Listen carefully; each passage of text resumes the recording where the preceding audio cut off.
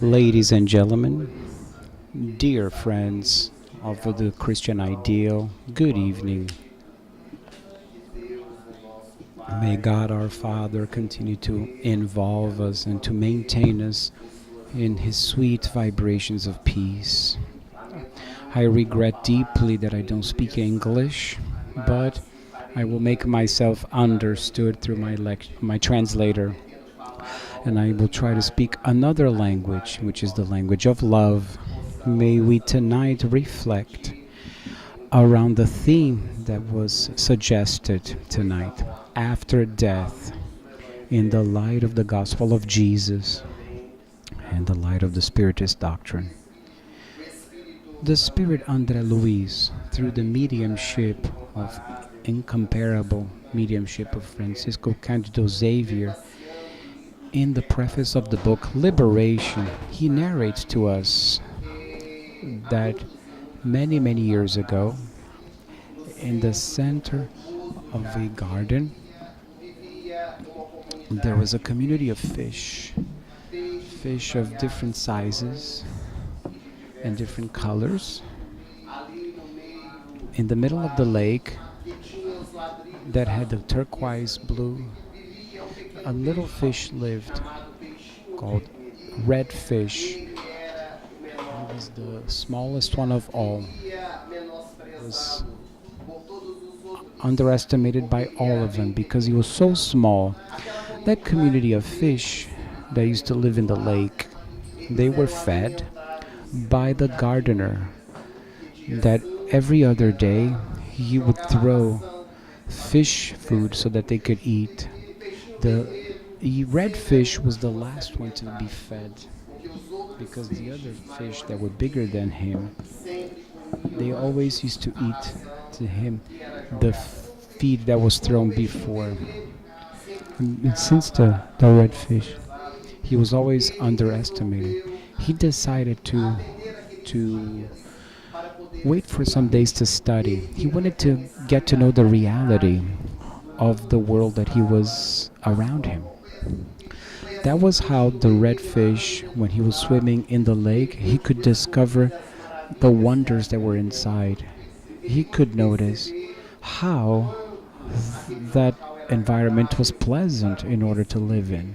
He discovered what were the locations where it gathered a greater amount of mud when it rained a lot through those lands.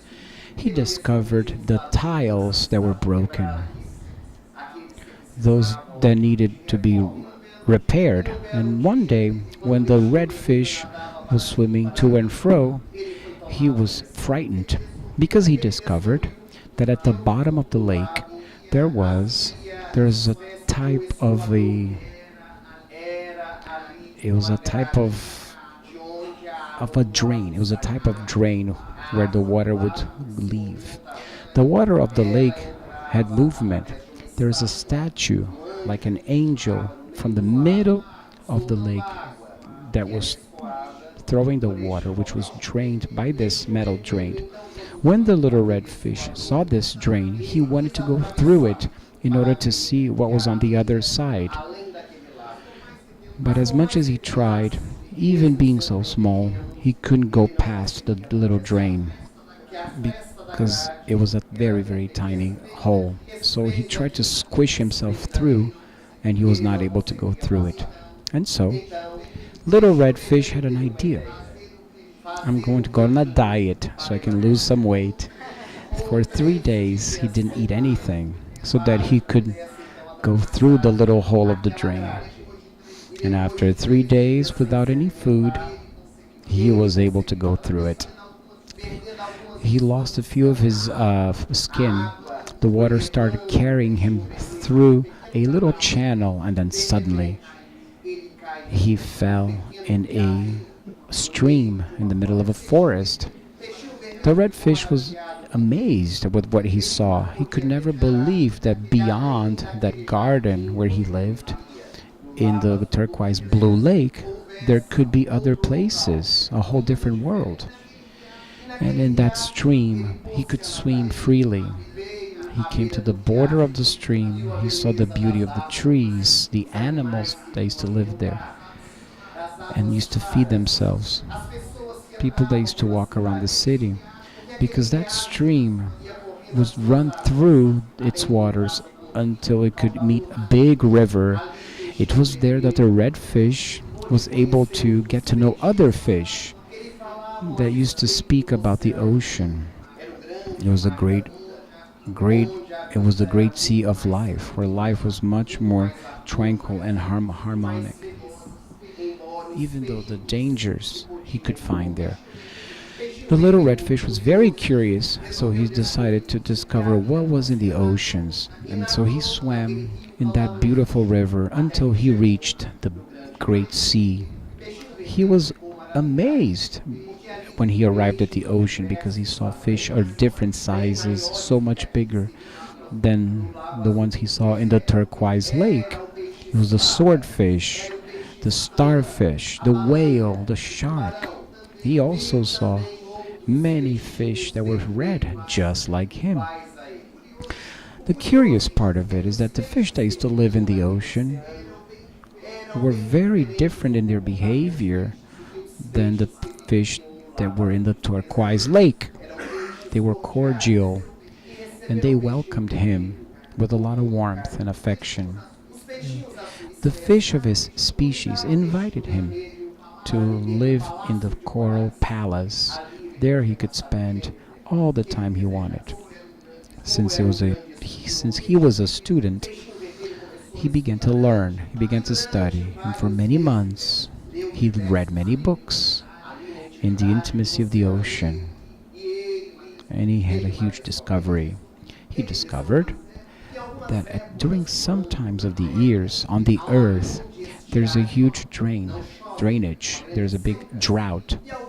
Some rivers, some lakes, they could actually dry up completely, leading to death, all the life in it. So the red fish, on that day, he remembered of his friends, those that lived in the turquoise blue lake. And he decided to come back. He needed to warn his friends in the lake that they were in danger.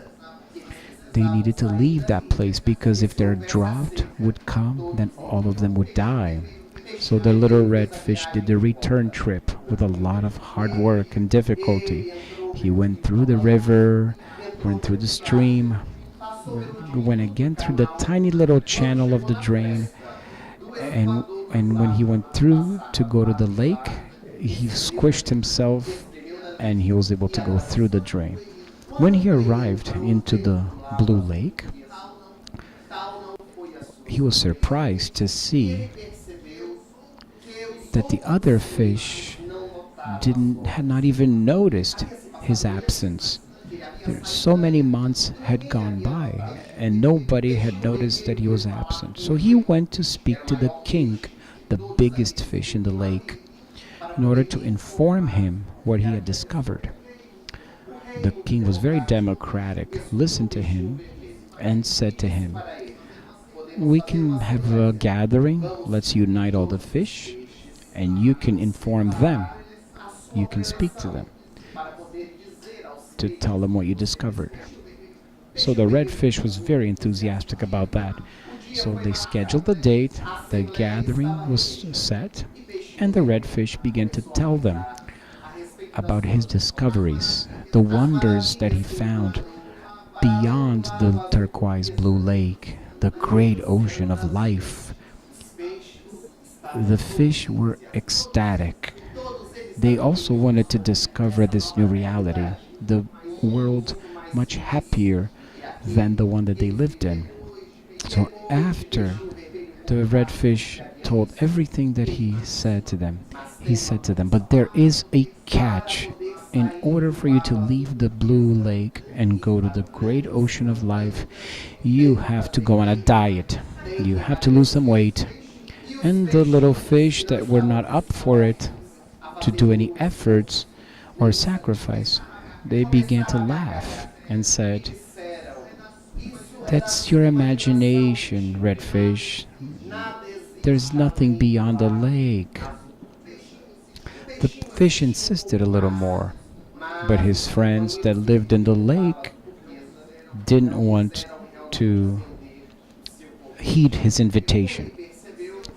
So, since he noticed that his friends were interested for what he was explaining to them, he went again through the little drain and went back, made his way back to the great ocean. And many years went by, and on the earth, a big drought took place. Many months without rain, some lakes dried up completely, and the news arrived to the little red fish that the lake that he used to call his home in that beautiful garden had dried up completely, and all the fish that would live there died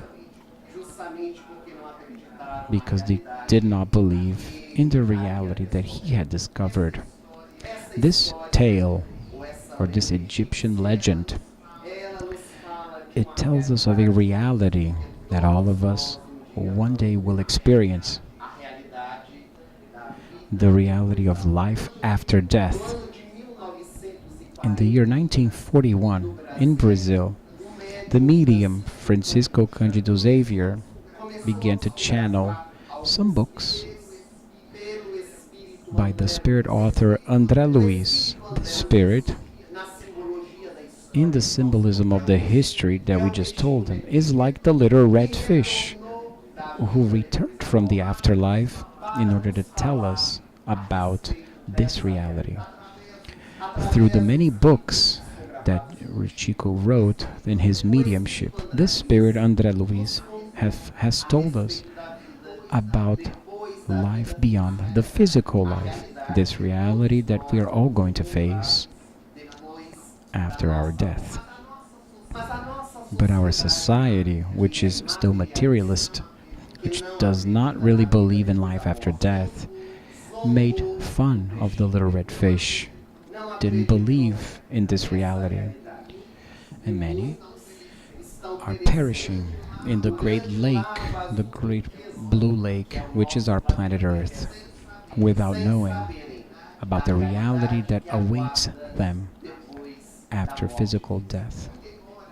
Even though the Spiritist doctrine brings us this reality of the afterlife, but the theme of immortality of the soul has always been present throughout the history of humanity. And if we go back in time, we're going to notice that the great civilizations talked about this. Since ancient Egypt, the great researchers and scholars, Egyptologists, they've discovered that in the Cheops, those three main pyramids, inscriptions were written that will depict that the Egyptian people believed in the afterlife. They had the belief that when somebody dies, upon arriving on the other side of life, they would see the goddess Machi, which is the goddess of justice and truth.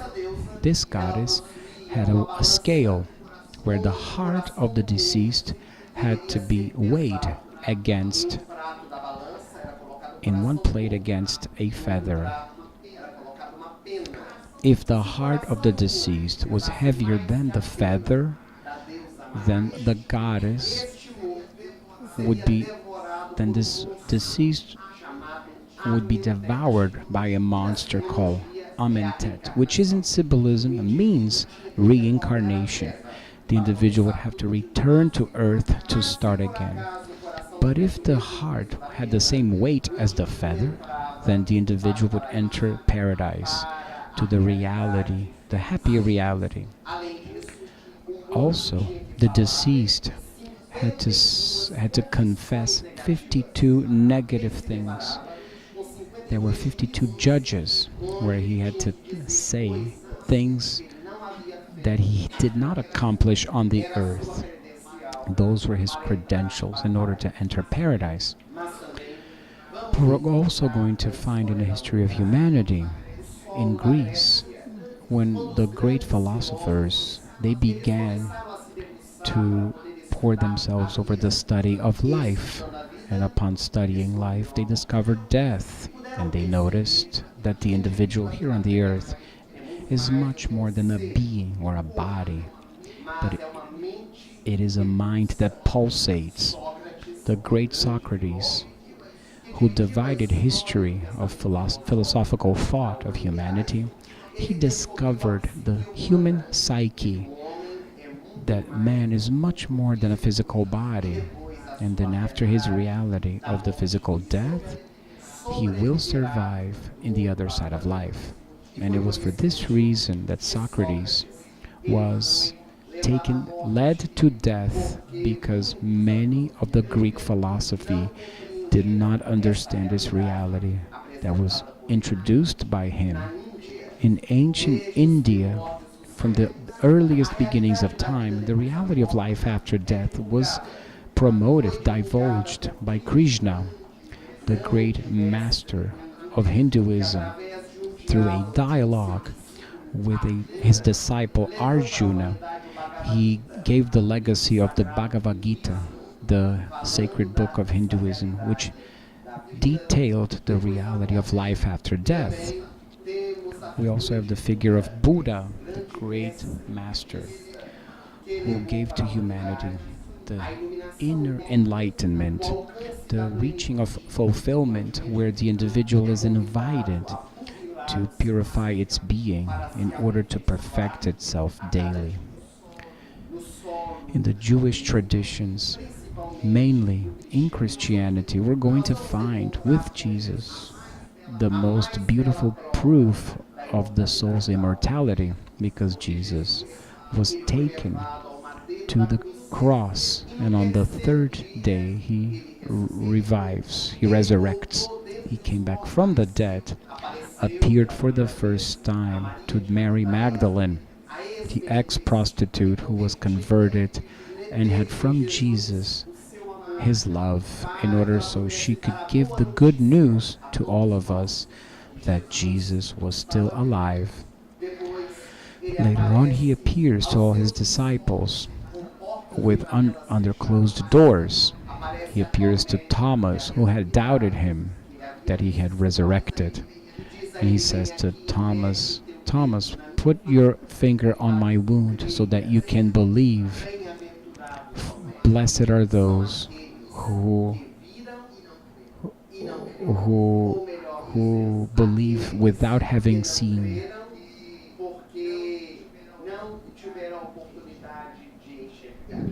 And so Thomas is the figure that resembles all of us in many ways. Today, when we have to say, I have to see it to believe it. But the Spiritist doctrine, when it appears in the 19th century, it brings us a different vision around this reality. Because Spiritism killed death. It invites us to deal with this experience in a different way.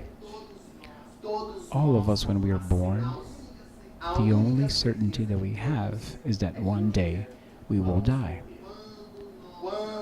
When we're born, we're going to develop ourselves up to the point when we begin to lose our energy,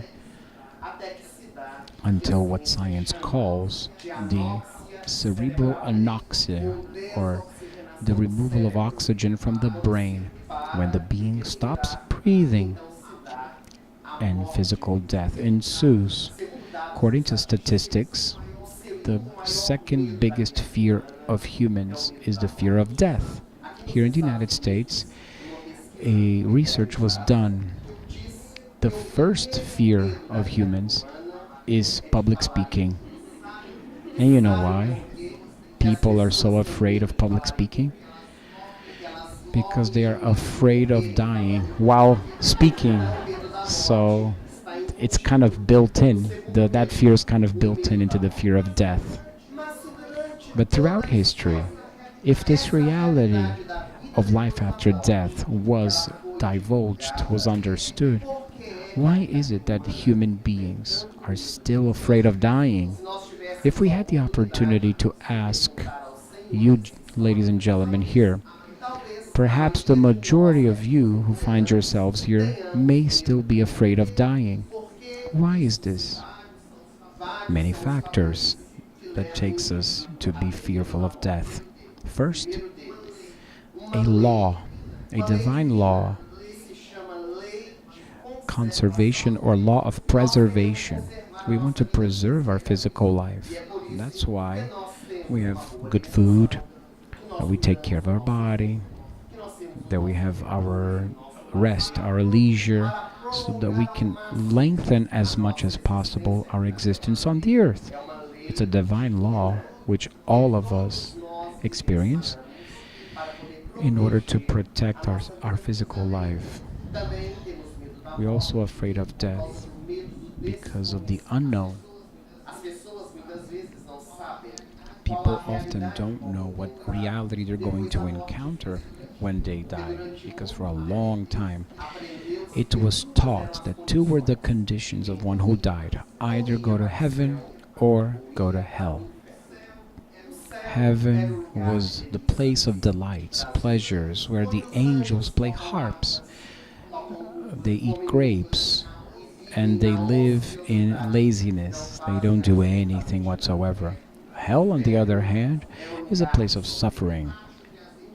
The big oil pan with the demon inflicting pain throughout eternity.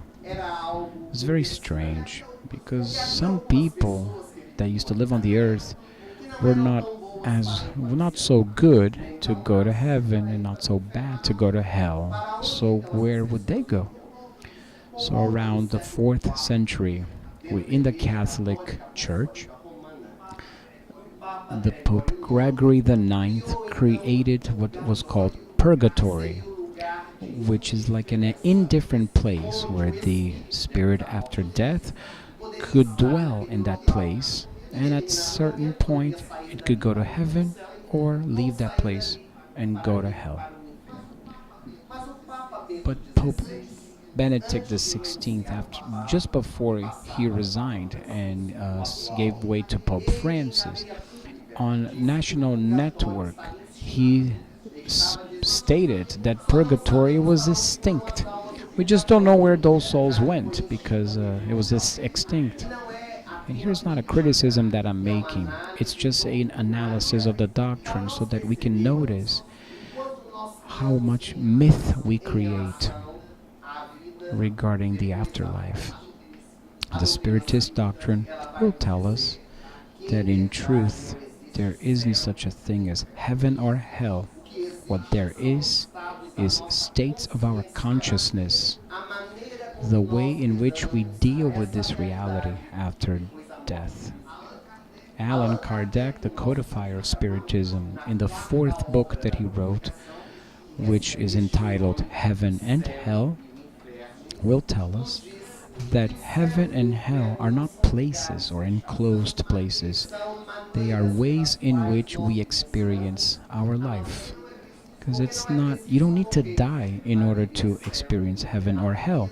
Right here, incarnated on the earth, we can experience that. Even right here, right now, in this moment, in the Spiritist Center, we can be experiencing a heaven or a hell. Perhaps you, ladies and gentlemen, might be thinking, up until what time is this guy going to talk? It's hell to be thinking like this, because time doesn't go by. It seems like an hour becomes 10 hours. How many times in our day-to-day, through the streets of New York, we seem to be living a hell in the tumultuous agitation that we have in order to get to work, in our day-to-day activities and commitments. Other times we can be experiencing heaven right here, right now, partaking the loving vibrations that the spirit benefactors that work the resources in the spirit world for our benefit. In our day-to-day, at the end of the day of our salaried work, we reach our goals. We fulfilled the duties of that day. We seem to experience a heaven with a heart filled with peace when we arrive home and our spouse our child gives us a hug, gives us a kiss, and says, I love you, it seems like we're experiencing heaven in our life. These are the experiences that many times we will feel, and we often take it for granted because we await the life after death in order to find the so-called happiness. That's why we need to prepare ourselves for death, because we die every single day. But since death is a huge taboo for all of us, we avoid talking about it. In Brazil, when we talk about death, people, they do the sign of the cross. My God, let's change this topic. This is bad vibes. Because we think that death is going to arrive to our neighbor. But our neighbor thinks that death is going to arrive to his neighbor, but it takes us or our loved one. And since we are not prepared for it, we don't deal well with the experience, because the worst thing in the world we believe that can happen in our lives or in the life of our loved ones is death. There's a book in Portuguese called Is Your Bag Ready? Admir Serrano, the author, talks about this reality, that we need to prepare our bag for the great trip we're going to undertake. Every time we're going to go on a trip, we prepare our bag according to the country we're going to visit. If it's cold, we're going to take the winter clothes.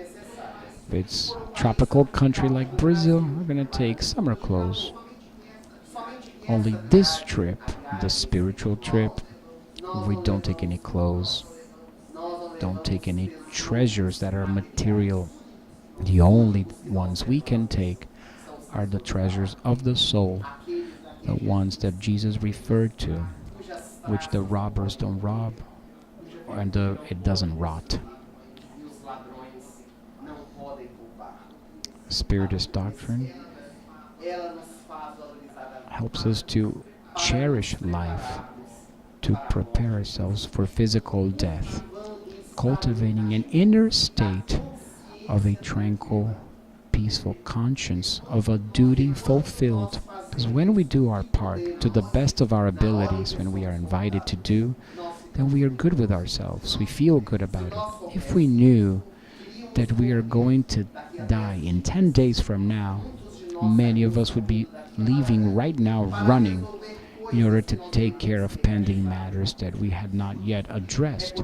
That's why Jesus invites us to live each and every day as if it were your last, so that we can truly enjoy and take advantage of every opportunity that knock at our doors. But around the topic of death, there's a lot of myth, including within the Spiritist movement. Many people say when the Spiritist person loses a deceased one, you cannot cry, you cannot mourn, you can't display your feelings or emotions, because you need to lead by example in your understanding of the afterlife. This is a mistake, because pain of the loss of a loved one is real. We're going to bid farewell. Who was next to us, who lived side by side daily with us, and we no longer have their physical presence with us. The question is, are we going to know how to deal with this experience without rebelliousness, without pain?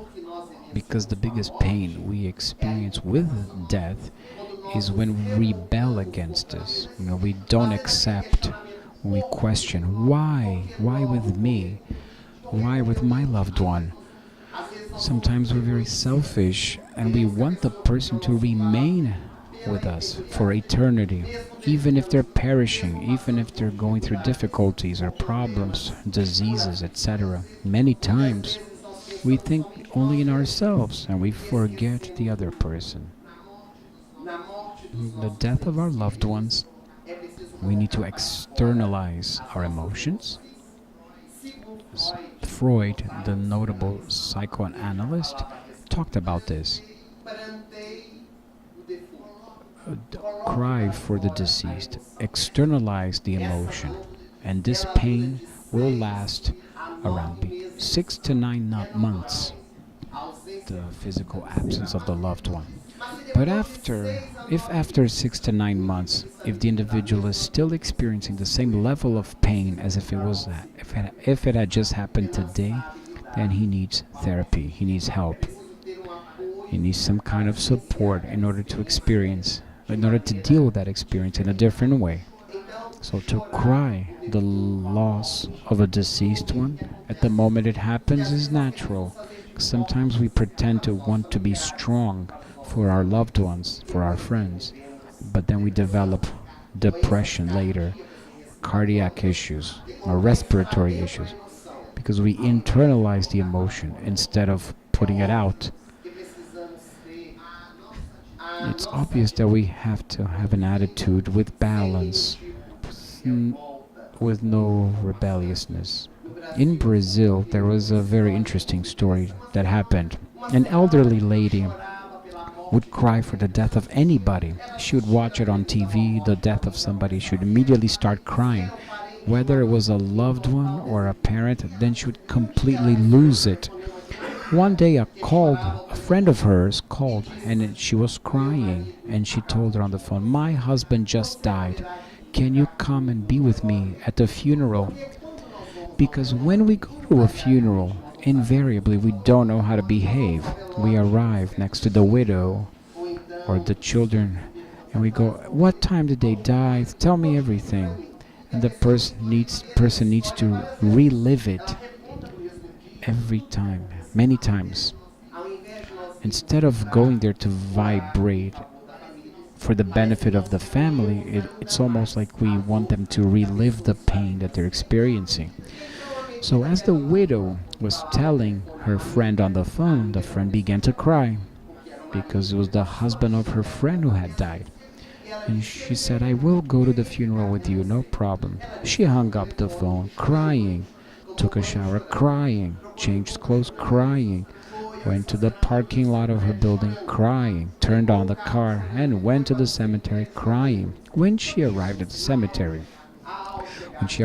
funeral, she went on the casket, and she cried over the casket in a bitter way, lost track of time. When she had cried enough, she raised her head. She looked at all the people, and people looked frightened, astonished at her. She couldn't understand what was going on. She looked at everywhere. When she looked at the deceased, she was astonished that it wasn't the husband of her friend.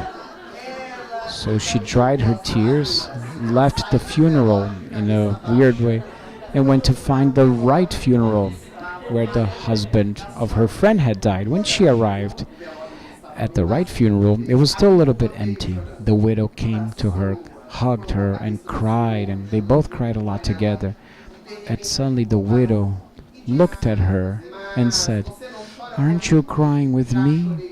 And she answered, "I already cried over the wrong deceased." So let us cry over the right deceased in balance. Because the stories around death, they're funny sometimes.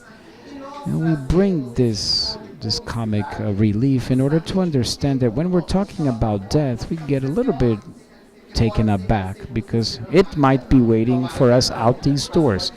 But it could be today. We don't know our day of death, that we're going to be invited to return to the house of the Father. In another country town in the inland of Brazil, a woman was very sad at the loss of her husband, and at the funeral she was crying. She was saying, "Take me with you, take me with you. What will life be without you?" And she cried and she cried and she cried. As they were burying him, which was a moment of a lot of anguish and farewell, the husband was buried in a very shallow grave. And as the casket was being lowered, and she was crying, screaming, so telling the husband, "Please take me with you, please take me with you." Suddenly, She slipped and fell into the grave. As she fell into the grave, she started screaming, "Please get me out of here! Please get me out of here!" So these are how the experiences work. Sometimes we want something like this to happen, but when it actually happens, fear comes up. So these are two funny stories for us to get some relief. So as we were saying about the Spiritist doctrine and how it comforts and guides us and instructs us, it will say that physical life is temporary. We're here to gather resources, the treasures of our soul, so that we can find our fulfillment and be once more in the hands and the arms of the Father, from where we came and to where we're returning through our effort and hard work. Today, November 2nd, the Day of the Dead is celebrated, where many people go to the cemeteries in order to remember their loved ones. This practice is present also in many cultures, many other countries. In China, for example, they cultivate the memory of the deceased loved ones and by making offerings in altars inside their homes for the ones who left behind. In many other countries where death is remembered. But the Spiritism tells us that it's not necessary for us to go to the cemetery in order to remember our deceased loved ones. Although we respect this practice of all these religions, because through the thought, our prayer, we can connect with our loved ones that have already passed.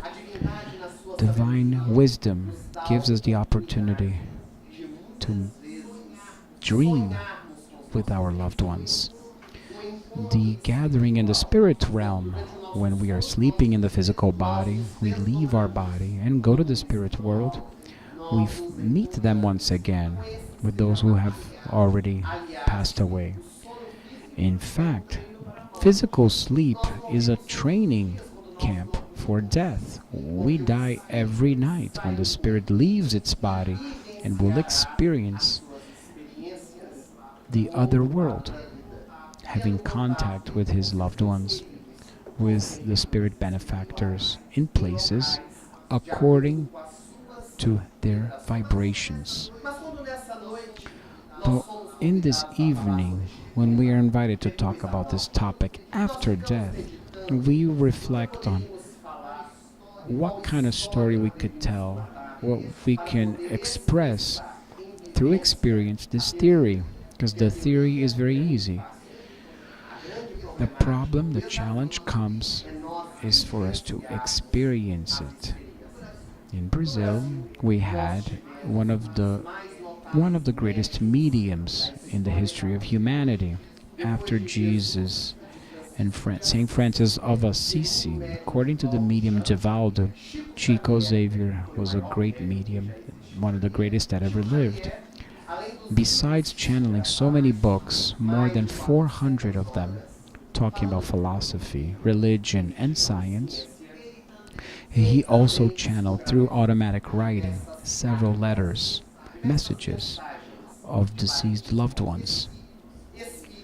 Men and women, spirits, young children who had already returned to the spirit world, came back, and through his hands they wrote to the loved ones that were here on the earth. The famous researcher, Dr. Marlene Nobre, who passed away, she was the president of the Brazilian Medical Spiritist Federation. She conducted a research about the letters that were channeled by Chico to the loved ones, and she found that 100% of the cases, the letters were accepted by the family members. Maybe one or two family members didn't believe, but the letters demonstrated the level of truth with evidence that the medium himself could ever know. Letters that discussed dates, people, cities, of situations that were lived inside the home that took place many years before, and that the spirit was talking about it to the family members in order to prove to them that he was alive. Some of his letters were actually used in the courts of justice in order in order to absolve people that were being judged for murder and being tried for murder. And in one case, the spirit who was murdered actually channeled a letter to say that the defendant was not at fault. There wasn't intent to kill. It was an accident. And the signatures were identical to the documents of ID of the deceased loved ones, which was sufficient proof that they were real. The story we want to talk to you about tonight took place in a city in a country in Brazil, and it was told by the medium Givaldo Franco, who many of you know who he is. Givaldo is one of the greatest promoters and divulgers of the gospel message and the Spiritist doctrine all over the world. He was in one of the capital cities in Brazil when, at the end of his talk, when he went to talk with people from the audience to sign some autographs, he noticed that in the line there was a couple that was hugging and crying intensely. He noticed that it was something very serious, so he stood up in order to greet them. And that elderly lady, in the middle of tears, she held his hands and said, "Can I tell you my story?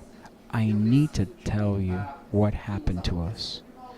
Givaldo said, "Yes." So the lady took a deep breath, dried her tears, and began to tell her story. "My husband and I used to live in the city, in the inland city, small country town.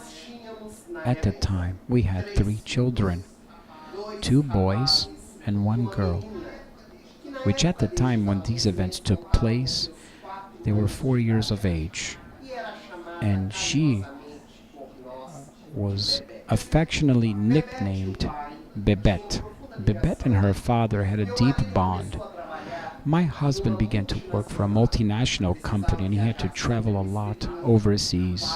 It was very rare for him to be at home, so Bebete used to cry a lot with the absence of my husband.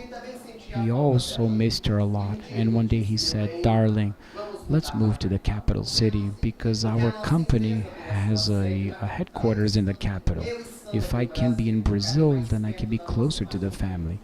We will be happier there." I told him, "Wherever my family is happy, I will be there too, and happy as well." And so we moved to the capital city.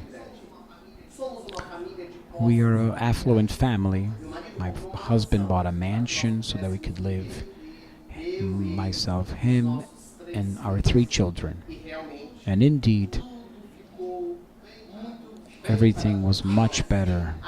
The joy was part of the home after that.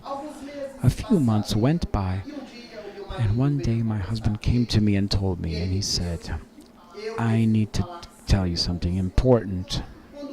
When a spouse says, "I need to talk to you," you know it, problem is coming. So I looked at him and I said, "What do we need to talk about?" He said, "Please have a seat." So we sat at the edge of the bed. He held my hand and he said, "Please don't be frightened with what I'm about to tell you, but I need to say it. I am being harassed by another woman, sexually harassed by another woman. I'm going crazy. I don't know what to do." So I had an idea, and I want to share with you this idea to ask for your authorization. I need to live this adventure. I know it's an adventure that's going to go by. I propose the following. During the week, I will be with the family, and on the weekends, I will be with her. Since this is going to be a very temporary adventure, later on, I'll return home and we'll be a happy family again. So I began to smile looking at him. I couldn't believe it. It had to be a joke. And I said, "Are you going crazy?" He said, "No, I will be crazy if I don't live this adventure. Do you permit me to live it?" I looked at him and I said, "Do whatever you want. I'm not your owner." He said, "Would you accept me back afterwards?" And she said, My home is your home, but you will return as the father of our children, but not as my husband, because starting today, our relationship is over." And so he went on to live his adventure. During the week, he would stay at home with us, and on weekends, he was to be with his mistress, who I never wanted to meet or know who she was. So that's how it worked. We would sleep in separate bedrooms, and on weekends, he would be with the mistress. After some time, our daughter turned 5 years old, Bebet, and my husband said, "Now I want to do the opposite. I want to spend the week with the mistress, and on weekends I will be here with you guys. What do you think?" And the wife said, "It's your choice." And he did. He did exactly that. Except that on weekends, he wouldn't even come back. And for 20 days, he didn't even drop by. I remember as if it was today. It was a Saturday. He arrived and he was ashamed to open the door. He actually rang the bell. He had the keys. When I answered the door, it was him. When our little Bebet saw him, she came running and jumped on his arms, crying, and said, "Father, Daddy, why don't you come back home anymore?" And he said, "It's the work, darling, it's work." So he sat on the sofa with the daughter, and I was on the other sofa looking at the conversation with our Bebet of 5 years old. He looked at her and said, "Bebet, Daddy wants to talk to you. If one day you find out something that Dad did wrong and you can't forgive me, can you please forgive me?" How can you say something to a 5-year-old child? The difference between forgiveness and being sorry. But Bebet, to my surprise, came down from his lap, put her hand on her hips, and pointed the finger to his nose and said, "I forgive you if you return home." He began to cry, and I began to cry seeing that. He left without saying goodbye. And on that same Saturday at night, we were about to go to sleep, and a noise at the front door. I ran down. It was him with all his suitcases. And he asked, "Do you accept me back?" And I said, "My home is your home. Come back as the father of our children." And he did. He came back, said he had ended the relationship, the extramarital affair, and our life began to be at peace again. He would have lunch with us. He would arrive without telling us to be with me. I always loved my husband, and he began to court me again. And soon I gave in, and we formed a family again. We were very happy, as if we had never been before this happy. The joy was really present in our home. On an afternoon, we were having coffee in the kitchen. It was around 5 p.m. when the babysitter came in desperate. "Madam, Bebet is not in school." "What do you mean?" "I don't know, madam. The principal told me that there's a written note written by the father. Somebody picked her up from school." So immediately my husband and I ran to the school. When we arrived, the principal welcomed us in her office. She opened the drawer and she showed us the note. It was my husband's note. And the desperation invaded our hearts. What happened to our daughter? We looked and searched in the newspapers, in television. We asked on public broadcasting. "We are very rich. We will pay a reward, a ransom. But please, return our daughter to us. You, sir, she was telling the story to Givaldo. You cannot believe, sir, what it is for the heart of a mother to await the news of a daughter, and this news never comes. I sat by the phone, and I was waiting for the phone to ring, but never any news. Nobody ever got in touch with us. 1, 2, 3 days. On the fourth day, I had the beginnings of a heart attack. I was rushed to the hospital, and I had to be under observation. On the fifth day, I was in the hospital in the morning. My husband got the phone call. It was the police chief, and he said, "We can't affirm anything at this moment, but we need you to come to the mortuary." Children were playing in an empty land when they found a black garbage bag. Inside the bag was a dead child, which was chopped in pieces by a machete.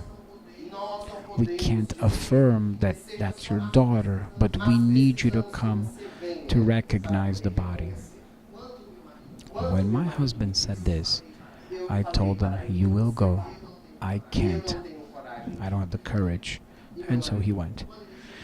When he arrived in the room and the drawer was opened with the body, he saw it was Bebet. It was our daughter.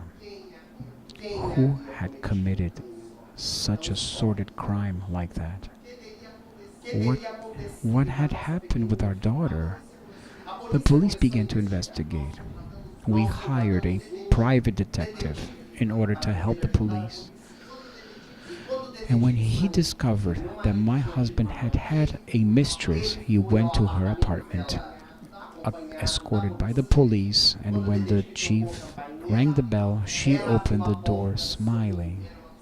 She was a psychopath, and she said to the detective in the front of the police, "I did it, and I will do it again. Because I didn't kill a 5-year-old child. I killed the woman that stole the man that I loved." And so the woman was arrested on the spot, and she was taken to be tried. I never wanted to know who that woman was. I prohibited all my children, my 2 children. I prohibited my children from buying newspapers, turning on the TV. I wanted to lock myself into my pain. I couldn't. That topic could not be brought up. And my husband, of course, I blamed him for it. Had it not been for his adventure, we would still have Bebet inside our home. And so a dark cloud fell upon our home.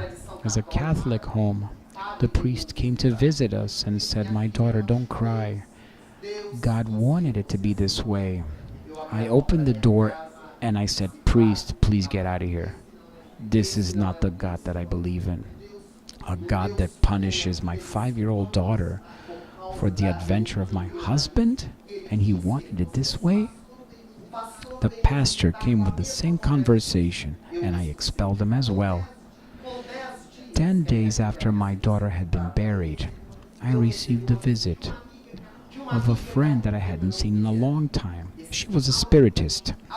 And that's curious. She came to my home, and unlike all the other guests, she didn't ask any questions.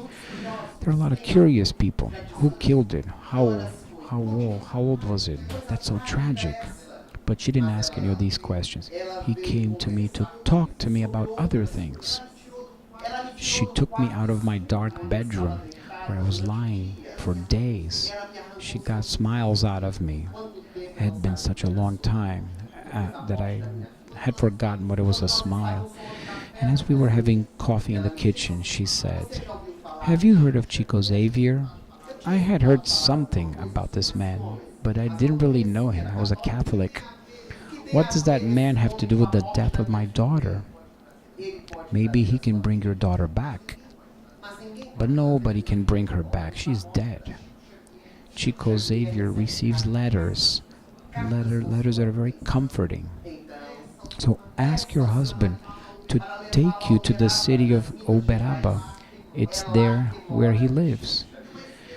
So this hope flourished inside my heart all of a sudden. I couldn't explain. I said to my husband, and since he wanted my love back, we drove to Uberaba. When we arrived there, it was also a Saturday. We arrived at noon. The sun was shining bright. There was a huge line. We were going around the Spiritist house. We entered the line, and it seemed like time was not going by. At 5 p.m., the gates opened. When we entered the front gate, a young man was present and he said, "Today's numbers have already been distributed." At that time, they used to distribute numbers for people that wanted to receive messages. I knelt in front of him. For the love of God, I come from very far. I need to have a ticket. But ma'am, all that are here want this ticket. How will I know which pain is greater? But please remain with us. Watch the meeting. Who knows, maybe you will receive the comfort in your heart that you're seeking. So I decided to stay. When we entered the room, it was a small room. All the seats were taken. So I stood up against the wall, my husband next to me. Suddenly when I looked, there was a spot. So I sat down. So there was murmurs when I looked back. It was Chico. That man with his little jacket, with his hat, looking down. He entered the room and he sat in front of it. And I was looking at him, feeling something that I had never felt for anybody else. When I was there sitting down waiting for the meeting to begin, I looked at the woman next to me, and I saw in her hands she was playing with a ticket. That was a treasure. My eyes got big and I said, "You were able to get a ticket?" And she said, "Yes, I did. I slept in the line so that I could get one." So I looked at her with my arrogance and I said, "I'm a very wealthy woman. Can I buy this ticket from you? I will pay 200,000 cruzeiros, which at the time was a lot of money. So you can sell me this ticket." She looked at me and said, "Do you think my son has a price? My 16-year-old son was killed in a car accident. My heart here is filled with pain. I want a message from my son." So, in the midst of tears, I said to her, "You are happy because your 16-year-old child was killed in a car crash. My daughter, 5 years old, was killed chopped in pieces by a machete." So that woman grabbed her hands and told me, "You please keep my ticket because your pain is greater than mine. Keep my ticket and you don't have to pay me for it." When I grabbed that ticket in my hands, the tears fell down my face. When my number was called, it wasn't an interview, it was just a contact with the medium. I stood up. When I approached Chico, I knelt in front of him and I began to cry, and he grabbed me by the hand and he said, "Don't cry, my daughter. Bebet is here with us. Who knows, maybe she will write something to you." I looked at that man that I had never seen before. How could he know the nickname of my daughter? I hadn't mentioned anything. So he took my ticket and I sat down. And that was the greatest night of my life. He began to channel through automatic writing. At 3 o'clock in the morning, he began to read the messages.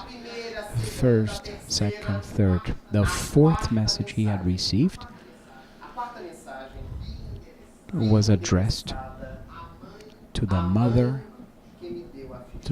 who gave me her ticket. And the message began like this: "Mom, because you felt the pain of another mother that suffered more than you, I came to write to you. Because had you not given me the ticket, I would not have written to you. I am very good. I feel good. The car accident was the reason for me to return home. I'm very happy, Mom. The letter came with full details. That woman got up, was next to Chico, and when he finished reading and delivered the letter to her, she hugged and embraced the letters as if she was hugging her own child. All of us were crying. When she sat next to me, I noticed that I didn't really need a message anymore because the message of that woman spoke to my heart. It was then the fifth message was read, and it was addressed to me and to my husband, addressed by name, our names, which we had not disclosed. My husband and him and myself were next to Chico, and this was the message that he read. In this moment, the mother of Bebet opened her purse and took out all these crumbled papers and gave to Givaldo and said, Givaldo, this is the message I received. Givaldo was moved to tears. It was a long message, but in a few words it said this: Daddy and Mom, I would like to tell you that I am very good and happy here, with the opportunity to be able to write to you. Do you think I suffered? I didn't. I will tell you how everything happened. I was at school when a blue car stopped in front of the school and a very well-dressed lady left, and from the gate she screamed, Bebet, Bebet. Daddy asked me to come pick you up. She gave the handwritten note to the guard, grabbed me by the hand and took me to the car. When we got to the car, she put me in the back seat, she fastened my seat belt, she sat in the driver's seat, turned on the car, turned around and said, Bebet, do you like chocolate? I said, I love it. Would you like one? And I said, yes. She gave me a piece of chocolate. As I started to eat the chocolate, I passed out. I slept.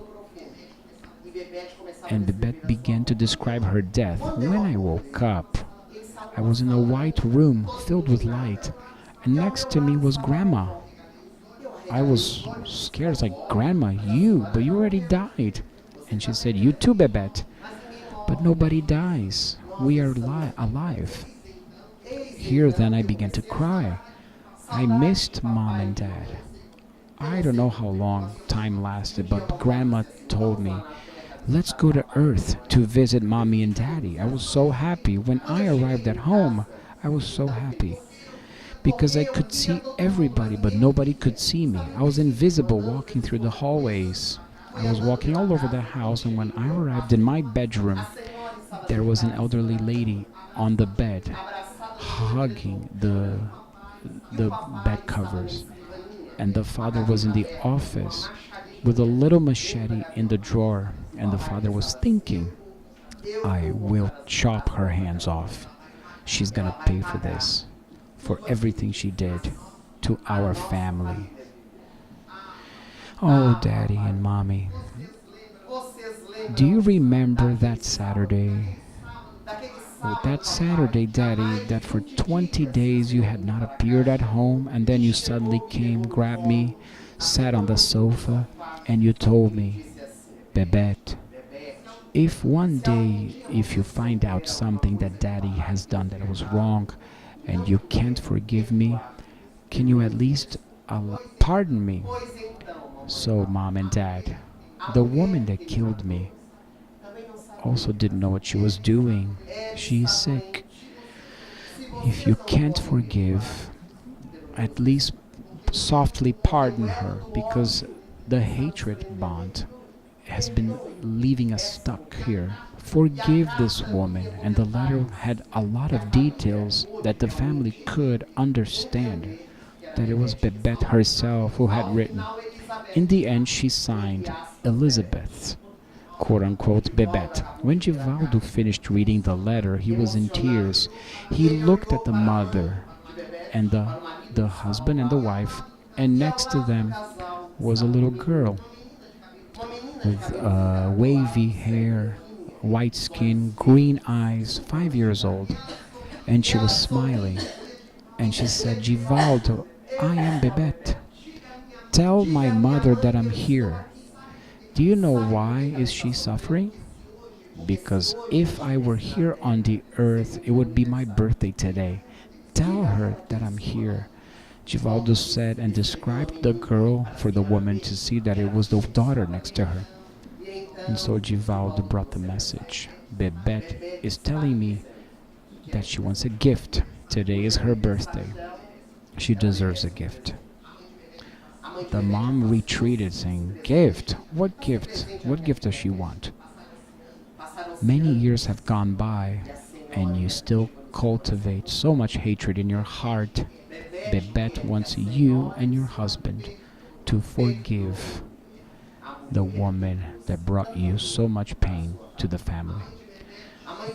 The mother took a deep breath, looked in Givaldo's eyes, and said, Forgive? Never. I don't know who this woman is, but if one day I meet her, I am capable of killing her. She turned around and left and stormed out. Givaldo was a bit embarrassed by the situation, but he kept talking to the other people in the audience and continued spreading the gospel. 6 months later, he lives in the city of Salvador in Bahia, in Brazil. He was in his institution that he manages and he founded, the Mansion of the Way, when the phone rang. The secretary answered. It was on a Monday, and on the other line was a woman with tears saying, I would like to speak to Givaldo. This is Bebet's mother. So Givaldo answered the phone, and the woman said, in the midst of tears, Givaldo, I'm calling you because yesterday, Sunday, I gave myself the gift that my daughter wished. 6 months after our gathering, I reflected a lot on what you told me, the gift that she asked. My husband and I are Spiritists, and we needed to think hard on this proposal. So my husband and I entered a petition with the lawyers in order to get authorization to visit in jail the woman who killed our daughter. And so yesterday, for the first time, I went by myself. I didn't allow my husband to go. You have no idea what that cost me. I entered the car crying. I drove through the streets of the city remembering everything that this woman, of suffering that this woman brought to us. When I arrived at the penitentiary, I went out of the parking lot. The guard greeted me and took me through the hallways, the cold hallways, those smells that came from the cells.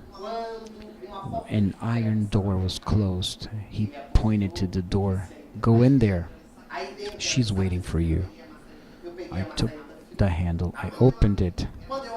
It was a huge room, and at the end of it, on the table, was a woman sitting down. I closed the door. I walked in her direction, and as I was approaching her, I was frightened. I was panicked. It was a friend of mine that used to be part of my home. It was a friend that used to sit next to me at breakfast, who many times during lunch she would come over, and I would tell her that my husband had a mistress, and she would say, oh, it's gonna go away, it's gonna pass, don't worry. When she saw me, I opened my purse and she screamed, please don't kill me. And I told her, I came here not to bring a message of death, but I came here to bring you a message of life. And from my purse, I took out the Gospel according to Spiritism and the message that my daughter channeled through the hands of Chico Xavier. And I said, may this message do as much good to you as it did to me. I hugged her and I forgave her from the bottom of my heart. I left there like I was alive again, renewed with my energies and my heart. I want to thank you for bringing me Bebet's message that day to us. On that evening, on Monday, Bebet came through to Givaldo and wrote the letters, thanking them for the gift. Would you be able to love this way? Would you be able to experience forgiveness in this purest of expressions? On this day, when we are invited to talk about the afterlife, all of us that are here present who have already experienced in our home the loss of a loved one, someone we loved dearly, and we remember in our prayers, in our minds, may we vibrate in their favor with the certainty that life continues after the physical life, and the great reality awaits us on the other side of life. We would like to thank you for the affection, for the presence of all of you here. It's a joy for our hearts to be here for the first time in this Spiritist Center. It's the first time in the United States, first of many, I hope,